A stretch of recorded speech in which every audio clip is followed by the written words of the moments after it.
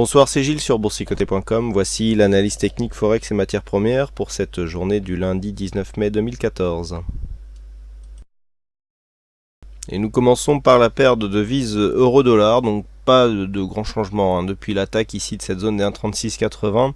On est remonté donc vendredi pour osciller entre cette zone des 1,3680 et le retracement ici de Fibonacci des 23,6% de la phase de baisse. On continue à osciller donc sur cette même zone, on remonte légèrement, ici on attaque un peu plus la moyenne mobile 20 exponentielle. C'est vrai que la semaine dernière on était vraiment ici avec cette moyenne mobile 20 qui s'imposait vraiment comme une zone de résistance.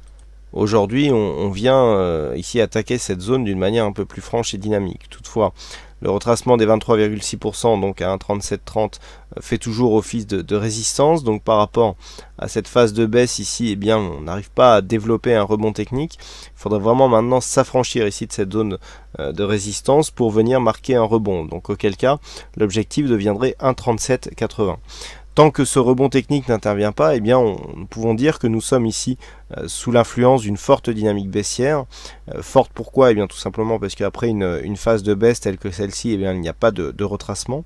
Donc ça prouve qu'une pression continue à s'exercer sur cette paire de devises et que cette pression s'oriente à la baisse.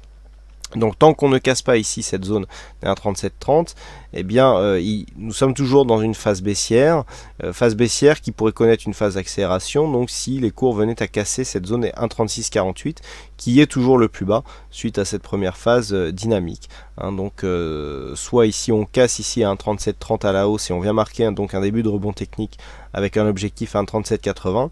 Si les cours faiblissent et que l'on revienne ici sur une cassure des 1,3680 tester les 1,3648, et bien là il pourrait y avoir une accélération au franchissement de cette zone baissière. Et nous continuons avec la paire de devises dollariennes. Donc la paire de devises dollariennes qui est en train de faire casser ici cette zone des 101,33. Cette zone qui était un support assez important sur la suite de la tendance, nous allons voir pourquoi. Eh bien cède par rapport à cette dynamique baissière ici qui s'est installée avec une bonne attaque ici de la bolle inférieure. On n'est même pas revenu chercher la moyenne mobile 20 exponentielle et tout de suite on continue à attaquer. Donc là, la zone des 101,33 qui a résisté un temps, eh bien cède. Donc on casse cette zone, on vient marquer un contact appuyé sur la bande de Bollinger inférieure. Et là, regardez, sur le rebond, eh bien on valide ici cette cassure puisque la zone des 101,33 devient résistance. Donc là, on est sur un début de mouvement baissier. Alors mouvement baissier qui intervient dans un contexte déjà légèrement survendu, avec déjà des divergences qui apparaissent. Donc difficile de savoir si cette amplitude va provoquer une phase d'accélération. Pour l'instant ce n'est pas le cas puisqu'on revient directement ici tester cette zone. Mais la zone des 101,33 avait été testée à de multiples reprises et donc il est normal que sur une cassure on revienne ici chercher cette zone. Alors par contre c'est pas anodin que cette zone soit cassée. On va se diriger maintenant vers les 100,85. Alors du point de vue de la tendance, voilà, 100,85 c'est le point bas qui est défini ici. On voit ici qu'on sort d'une forte phase de hausse, que l'on a consolidé à plat depuis maintenant quelques semaines.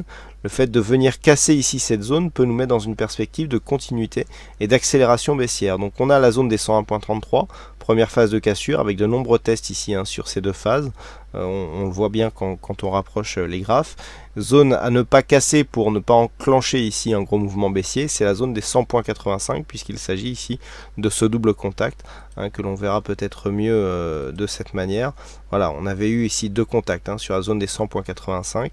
Donc si on vient casser cette zone après avoir cassé donc la zone des 101,33, et bien effectivement là il y aura un gros signal baissier avec donc possibilité d'avoir une accélération qui se ferait sur la cassure de ces deux zones. Donc pour l'instant on en reste là. Si un rebond technique intervenait, il faudrait déjà s'affranchir ici de cette moyenne mobile 20 exponentielle et surtout repasser assez rapidement au-delà de cette zone des 101,33. 101,33, ici la zone 101,33, 100,85 est une zone de support à moyen terme qui devrait normalement donner quelques réactions. Il serait assez étonnant d'avoir une cassure relativement directe sur cette zone qui a été testée à de nombreuses reprises. Mais bon, rien n'est impossible. Donc si par contre on venait valider ici un retour des cours au-delà de cette zone des 101,50, puisque le support ici monte légèrement, il y aurait une invalidation donc avec un signal de fausse sortie. Mais nous avons quand même depuis quelques temps un affaiblissement de cette zone de support qui est de plus en plus souvent testée. Et donc a priori il semblerait que cette fois-ci soit la bonne. Donc Prochain rendez-vous ici, si la baisse continue, 100.85. Au franchissement des 100.85, on risque d'avoir une accélération à la baisse. Niveau d'invalidation de ce schéma baissier, eh bien c'est tout simplement cette zone ici des 101.60 qui a joué ici ce rôle de résistance avant la phase de cassure, qui a provoqué donc la cassure des 101.33. Donc si on revient ici au-dessus de cette zone, eh bien on invalidera la dynamique qui a créé le mouvement ici, qui a provoqué cette cassure de cette zone de support. Et enfin on termine avec l'or, qui est beaucoup plus intéressant à trader actuellement en intraday qu'en moyen terme, puisque nous avons des mouvements assez nerveux en intraday, mais qui du point de vue moyen terme ne nous donnent pas grand chose. Donc on est toujours ici dans une zone d'évolution horizontale entre 1306 et 1278 $ l'once. On est venu tester ici cette zone de point haut avant de redescendre, donc rien de réellement intéressant. On confirme un biais plutôt neutre actuellement sur l'or, donc depuis cette phase de hausse ici qui a fait suite à une sortie de tendance moyen-long terme, phase de consolidation ici et donc neutralisation de cette tendance sur cette zone, et c'est pas la séance du jour qui va nous donner des informations différentes. Donc on est toujours ici dans un range d'évolution moyen terme. Je rappelle donc les zones de cassure, puisque les deux zones de cassure nous donneront des signaux directionnels un peu plus marqués.